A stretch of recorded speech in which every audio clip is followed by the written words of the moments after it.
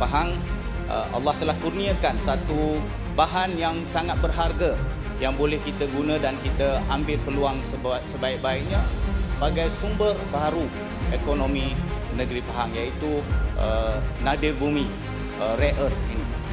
Saya dimaklumkan bahawa terdapat satu projek perintis telah dijalankan di satu kawasan dipanggil Sungai Wang di Lipis. Maka saya ingin mendapat pencerahan pihak kerajaan, apakah status terkini projek perintis kita meneroka nadir bumi di kawasan tersebut, apakah teknologi yang telah diguna pakai yang boleh kita guna untuk memastikan kita punya proses pelombongan dapat berjalan dengan baik dan tidak menjejaskan ekosistem dan juga alam sekitar di kawasan tersebut. Dan ini sangat penting untuk kita berikan tumpuan kerana ia dapat dan juga mampu untuk menyeimbangkan pembangunan di antara daerah seperti mana yang disebut oleh ahli-ahli dewan lain, bahawa bila kita sumber mineral ini dapat kita proses dan secara lengkap daripada upstream sehingga ke downstream, maka dia akan memberikan limpahan ekonomi yang lebih besar dan lebih baik kepada kawasan-kawasan tersebut.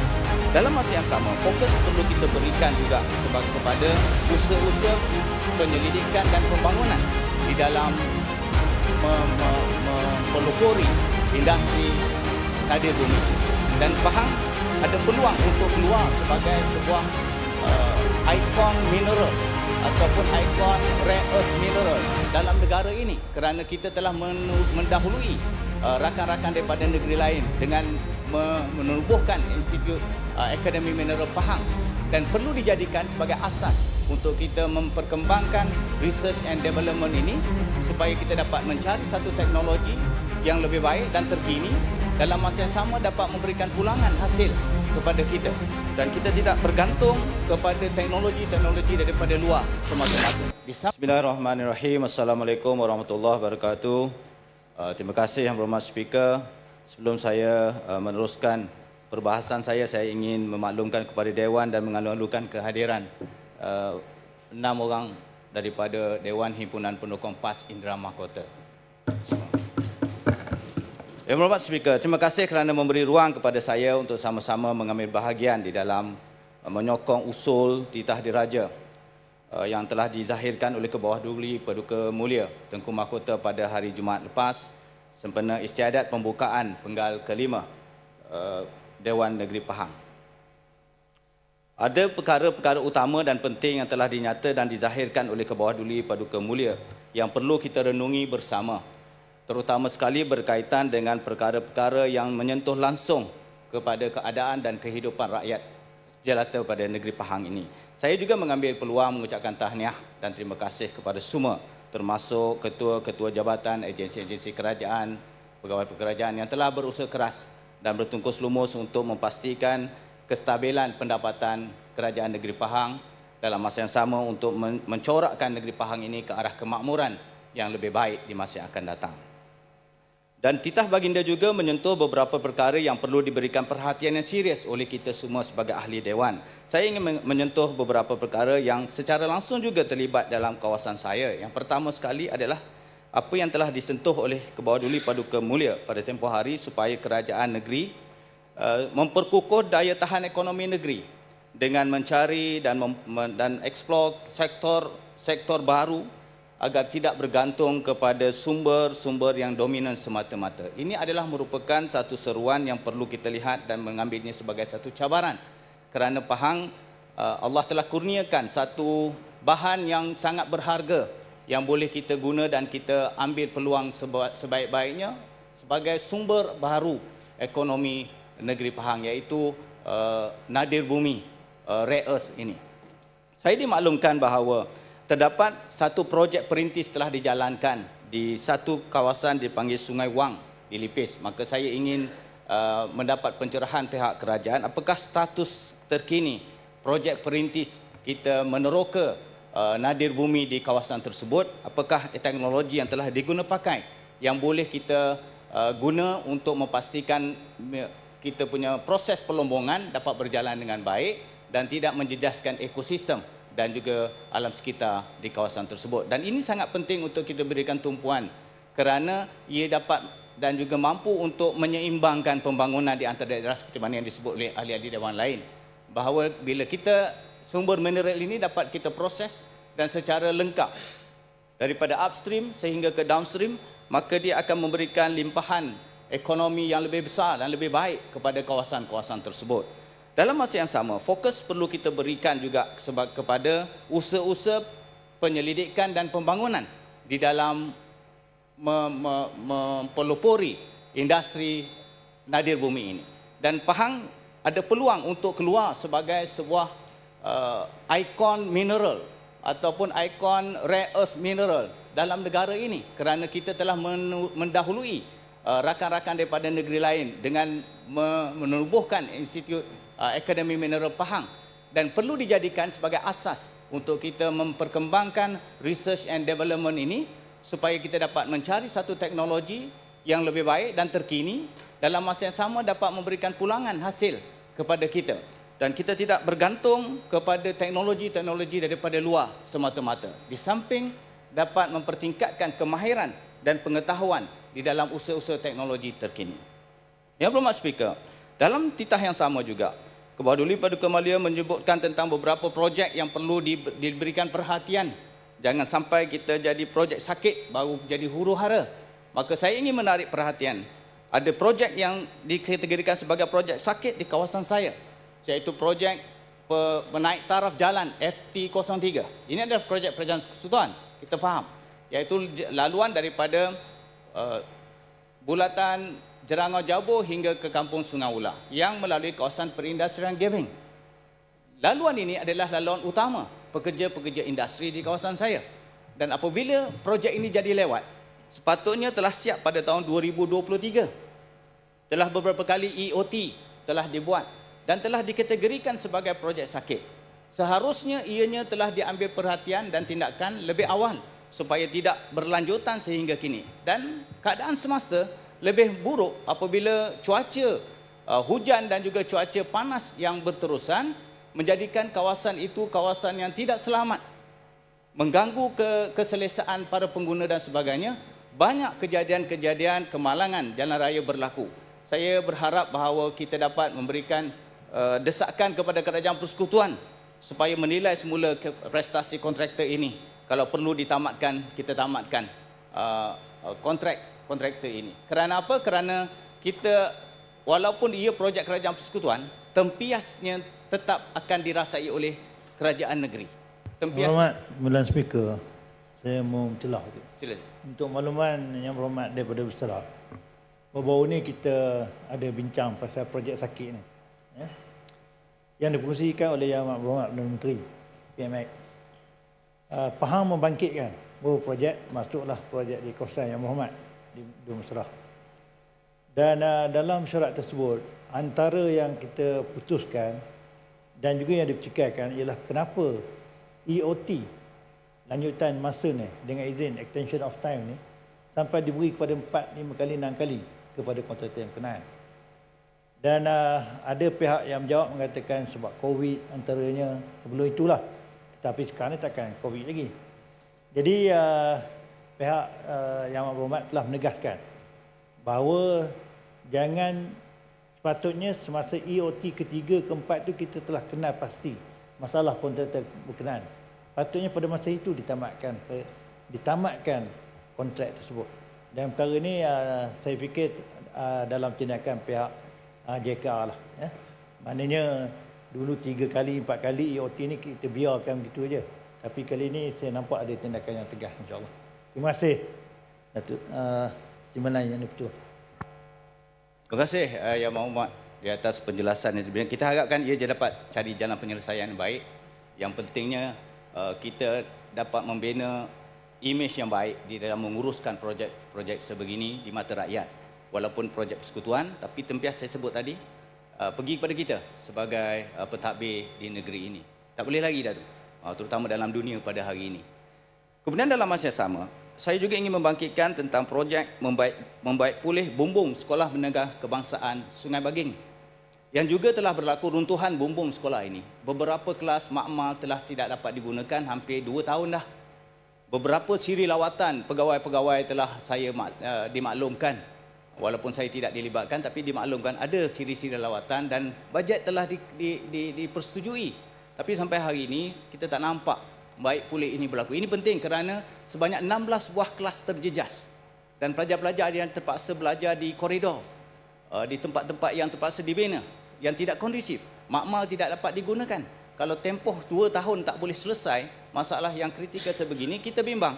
Ia akan memberikan juga satu kesan langsung kepada prestasi dan juga kedudukan pelajar-pelajar di sekolah tersebut. Jadi saya berharap kerja baik pulih bumbung Sekolah Menengah Kebangsaan Sungai Baging yang telah runtuh ini dapat diberikan perhatian serius dan diselesaikan dengan kadar segera.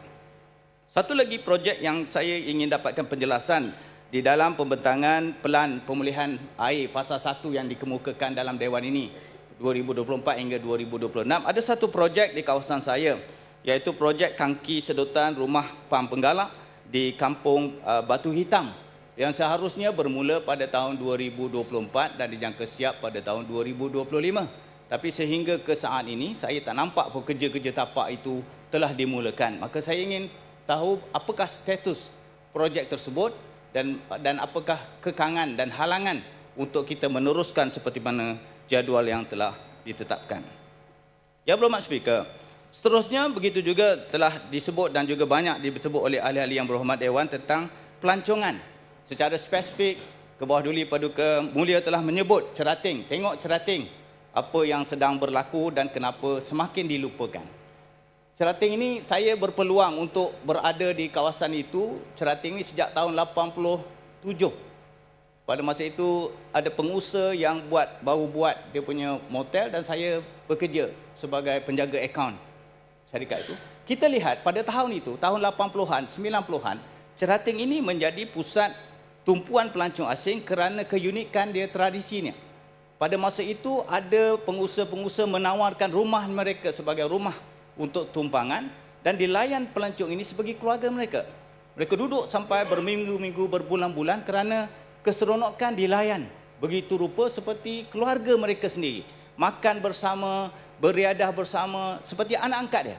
Dia menjadikan pelancong-pelancong ini seperti keluarga mereka dan anak angkat mereka. Maka pelancong-pelancong ini yang budget travelers ini terutama sekali bila dilayan sebegitu mengurangkan kos pelancongan mereka. Dalam masa sama seperti dihargai kehadiran mereka. Dan pada masa itu memang pelancong-pelancong dengan kehadiran juga Club Med pada masa itu telah menggalakkan pelancong-pelancong untuk hadir kerana kawasan pantai dia sangat luas dan cantik. Namun evolusi masa berlaku, kemungkinan dalam tempoh 20 tahun sebelum dan selepas ini berlaku perubahan cita rasa pelancong-pelancong dan gaya hidup kita sendiri. Mungkin pelancong-pelancong sekarang dia tak berminat dalam konsep begitu. Pelancong tempatan sama juga, mereka memerlukan privasi, mereka perlukan liputan internet yang baik untuk sampai bercuti mereka boleh meneruskan kerja-kerja mereka berhubungan dengan keluarga. Maknanya style pelancong telah berbeza daripada tahun 90-an 2000 dengan sekarang. Maka kita perlu berubah mengikut perubahan kehendak pelancong ini. Dan oleh kerana Cerating ini ada banyak permasalahan, saya faham. Banyak permasalahan yang wujud terutama sekali oleh kerana kawasan itu, tanah-tanah itu adalah tanah-tanah milik persendirian. Memang sukar untuk mendapatkan persefahaman tuan-tuan tanah ini untuk membina satu tempat yang lebih kondusif dan lebih baik untuk pelancong. Banyak sesi libat urus telah dibuat walaupun saya tidak dilibatkan, tapi saya difahamkan. Banyak sesi libat urus, perbincangan telah diadakan oleh pelbagai pihak, namun kita tak pasti apakah hasil perbincangan tersebut. Dan bagaimana kita nak memastikan bahawa Cerating itu boleh dibangunkan balik, dijenamakan semula supaya menjadi salah satu daripada daya tarikan yang unik untuk negeri Pahang ini. Maka, tapi paling penting adalah infrastrukturnya perlu ditambah baik. Hakisan pantai perlu diatasi dengan segera. Selagi hakisan pantai berlaku, selagi itulah apa yang kita lakukan pada pandangan saya tidak mampu untuk nak menarik orang datang.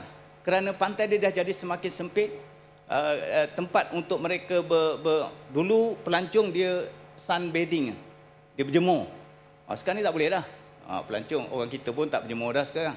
Dia jemur. Saya ingat tahun 80-an, 90-an di kawasan itu, ramai pelancong yang datang dia berjemur sebab dia tengok matahari Yang turun. Speaker, tanya Adun Mesrah. Adun Mesrah pernah ni maknanya mengalami yang pelancongan zaman dulu tu, masa orang berjemur tu sebagainya. Saya pernah tengok dan saya pernah lihat dalam keadaan itu, semua saya tak buatlah sunbathing tu. Saya dah cukup gelap dah untuk nak sunbathing. Cuma hakisan itu perlu diberikan perhatian serius dan menjadi keutamaan. Satu hotel di situ dipanggil area Suria. Kawasan fasiliti dia, kolam renang dia tidak boleh digunakan dah sekarang. Kerana air laut telah merosakkan strukturnya, dah tak selamat. Dan mereka terpaksa mengeluarkan belanja sendiri untuk menangkis hembasan ombak ini dengan menabur batu besar, apa dipanggil bedrock, batu-batu besar ni, mengeluarkan modal dan sebagainya. Namun itu hanya sementara sahaja, tidak mampu nak menyelesaikan untuk jangka masa panjang. Maka saya berharap hakisan dan infrastruktur di kawasan Cerating ini perlu diberikan perhatian dan diperbaiki supaya Cerating mampu hidup semula, kembali untuk menjadi ikon pelancongan.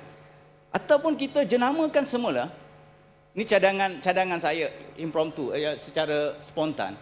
Kita jadikan Cerating ini, kalau tak boleh nak buat, kita jadikan dia sebagai tempat penggambaran filem. Kampung penggambaran filem ala Hollywood, dia ada kampung dia sendiri. Mana sediakan satu situasi, satu lokasi yang kawasan kampung ini. Saya seronok bila Adun Mesrah cerita pasal ni apa nama perfilman. Sebab nampaknya sekarang ni dah jadi satu trend yang tokoh-tokoh, termasuk tokoh-tokoh politik yang menjadi pelakon. Jadi saya difahamkan ada juga maknanya pemimpin-pemimpin negeri yang menjadi pelakon.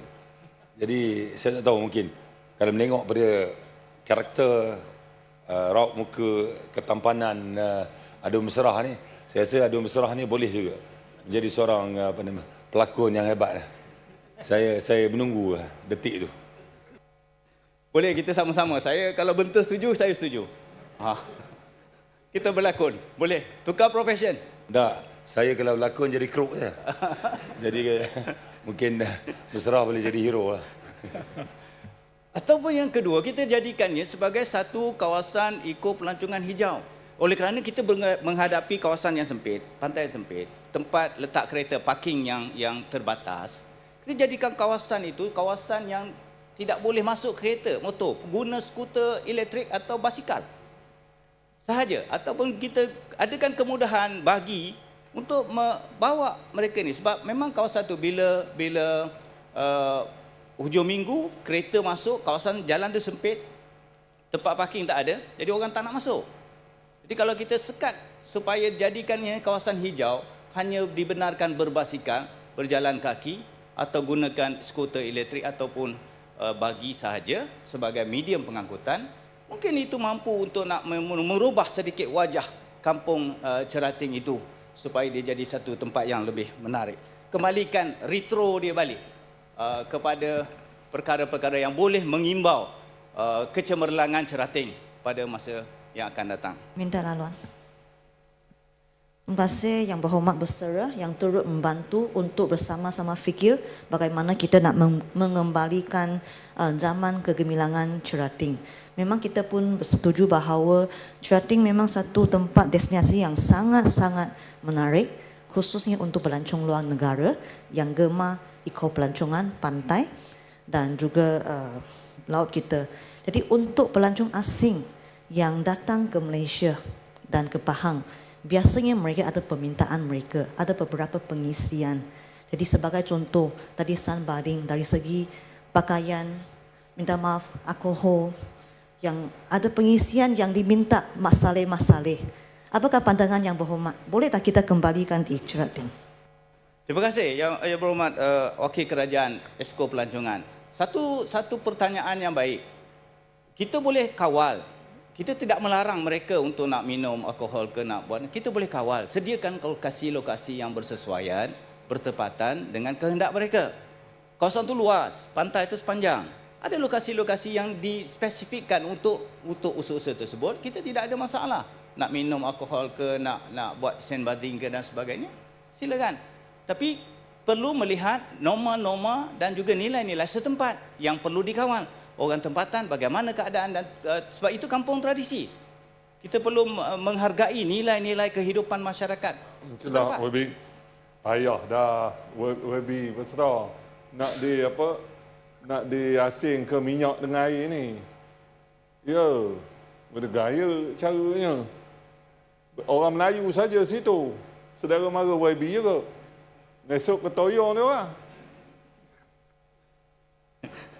Dia gini, kalau kita ada kemahuan, insya-Allah kita ada jalan. Kalau kita ada usaha dan kita boleh fikir bersama, ramai saya yakin di tourism Malaysia, di tourism Pahang, ada ramai bijak pandai yang boleh memikirkan bagaimana kita boleh menjadikan ianya sebagai satu usaha yang bukan sahaja mampu menarik pelancong datang, tetapi memenuhi aspirasi dan nilai-nilai masyarakat setempat. Speaker. Apa ni speaker? Nak Maksud rakan saya. Dah. Sila, Saya rasa sila, gini. sila. Sebab dulu dia sejahtera, maknanya popular. Tapi sejak hijauan ni lah, boleh kita birukan semula ke? Berserah. Bila hijau tu dia lain. So kita birukan semula. Sorry. Terima kasih Sila, minta sila. laluan yang berhormat. Kita faham bahawa untuk kita perlu ada keseimbangan untuk menarik pelancong, pada masa yang sama kita menghormati sensitiviti komuniti tempatan. Ini kita bersetuju, tapi saya minta kerjasama daripada yang berhormat juga. Sekiranya yang berhormat dapati, mungkin sebagai contoh, ada acara yang tidak sesuai, boleh bincang, boleh bagi cadangan. Bagaimana event organizer mungkin mengubah pengisian. Bukannya semata-mata kita nak tolak sebegitu, lepas tu acara dibatalkan atas banyak faktor. Lepas tu yang rugi bukan kita, yang rugi adalah chalet-chalet, yang rugi adalah peniaga-peniaga kecil di sana. Dengan itu saya memang amat-amat mengharap bahawa kita bersama-sama, baik pembangkang atau kerajaan, kita sama-sama membantulah orang-orang kampung kita di Cerating. Untuk pengusaha chalet, peniaga kecil, ada apa yang rasa tak sesuai, tak kena, tak apa, bincang. Tapi kita jangan nak menimbulkan sentimen-sentimen di mana inisiatif yang kita nak menarik pelancong ke sana tak jadi. Terima kasih. Saya suka perkataan bincang itu. Tapi bincang dengan siapa? Itu yang persoalan dia. Bila buat permohonan, kami tidak dilibatkan dalam perbincangan. Jadi kalau dilibatkan pihak penduduk setempat dalam perbincangan itu, mungkin kita boleh cari jalan penyelesaian dan tidak timbul polemik ataupun kontroversi. Tapi bila tidak dilibatkan dalam perbincangan, itulah yang menjadikan kita tiba-tiba tahu. Untuk makluman yang berhormat, saya dalam rekod yang ada pada saya, yang saya dapat ni, pada tahun 2025 Cerating ada 5 anjuran festival yang kita tak tahu. 5 anjuran festival, ada program Ocean Festival, Cerating Festival 5.0, Festival Cerating 2.0, Himpunan Anak Seni. Semua perkara ini, perkara yang hanya penduduk setempat tahu bila nak berlaku dan dah diluluskan. Tapi saya kena bagi maklum juga bahawa terdapat beberapa program yang telah dimohon tapi tidak disokong dan tidak diluluskan. Seperti Fun Fair tidak diluluskan. Termasuklah event Patah Hati, Pesta Galau. Semua ini event-event yang kita tak tahu apa pengisian dia. Jadi kalau betul yang berhormat Esko kata kita boleh bincang, saya bersedia berbincang. Kami bersedia berbincang. Bukan kami nak menyekat semata-mata atas nama membangkang, tidak. Kerana kami perlu tahu apa pengisian itu, kerana yang akan menghadiri itu adalah mereka yang datang daripada setempat. Festival-festival ini. Sebab kita buat 5 kali festival, Cerating masih lagi tidak mampu mengekalkan penarikan pelancong. Dalam setahun, 5 festival buat tapi masih lagi tidak mampu nak menarik orang datang untuk ke sana. Maknanya festival bukan satu-satunya cara untuk nak menarik pelancong. Dia ada kaedah lain. Sebab tu saya kata, kita perlu berbincang. Adakan satu sidang meja bulat contohnya, bersama-sama cari jalan penyelesaian dan kita boleh mampu untuk nak mencari kata putus dan juga persetujuan bersama apa yang perlu kita buat untuk rebranding balik Cerating ini. Mohon diberi mencelah sikit. Lama ni. Saya Bila saja, YB. saya minta tak banyak lama. Sikit Dah, saja. dah 22 minit sekarang. Tapi tak apa, saya bagi Terima kasih laluan kepada dengan speaker. Bersera. Cuma untuk makluman Dewan Yang Mulia ini, untuk makluman YB Andan Surah, YB Bersera, yang penganjur untuk Charting Festival dan juga yang baru ni isu Water Festival ni ada datang jumpa dengan saya. Dan mereka ni siapa? Mereka ni budak Charting, budak kampung Charting. Nama dia Hakimi dan dalam Instagram dia, nama dia Matt Pro, saya ingat. Mereka yang menganjurkan pertandingan Charting, pertandingan paddle di kampung Charting. Dan mereka juga merupakan penganjur festival Charting 1 hingga 2. Mereka yang penganjur dan mereka yang budak kampung di kawasan tersebut. Cuma saya, itulah saya calonkan kepada YB Bersera bahawa saya rasa mereka bersedia untuk berjumpa dengan YB dan saya rasa yang tu perkara ataupun langkah yang terbaik untuk menyelesaikan isu ini. Terima kasih. Saya setuju. Saya sebutlah tadi. Kita terbuka untuk berbincang demi mencari satu jalan penyelesaian yang sama-sama dapat meraih hasil yang baik. Sama-sama. Bukan dalam bentuk yang datang, walaupun dia anak tempatan, saya tahu, tetapi oleh kerana dia menganjurkan sesuatu perkara yang di luar daripada apa yang sepatutnya kita sokong dan sebagainya, kita terpaksa membantah. Dia kerana nilai-nilai setempat itu perlu dijaga, perlu kita pelihara. Kalau tidak, dia akan menghancurkan sosio, budaya dan nilai-nilai yang kita pegang selama ini. Yang ini yang kita perlu juga pelihara. Kita bukan nak menghalang atau menyekat sebarang perkara yang boleh menarik ataupun menimbulkan kegembiraan anak-anak muda. Begitu juga di Cerating, ada satu kompleks yang telah dibina, kompleks budaya. Saya rasa dah 10 atau 15 tahun dulu. Kompleks budaya, tujuan dibina kompleks budaya ini untuk menjadi satu one stop center untuk kebudayaan, kraft, kesenian, makanan, tempatan negeri Pahang dan sebagainya. Kompleks ini sekarang dah jadi kompleks hantu raya. Tak ada orang jaga dah. What is happening? Apa yang berlaku? Berjuta ringgit dia habiskan, kompleks itu besar, cantik dulu. Sekarang ni tidak terurus, dah jadi hutan. Dan sayang perkara ini, sepatutnya kita revamp balik. Sebab tu saya kata, adakan sidang meja bulat, kita bincang bagaimana kita boleh revamp ataupun pulihkan balik Cerating itu dan bina satu hala tuju baru untuk Cerating ini. Apa yang kita nak buat? Yang Berhormat Speaker, ada sikit je. Tak banyak dah. Urusan tanah, satu lagi perkara yang berkaitan dengan kawasan saya adalah urusan tanah berkelompok.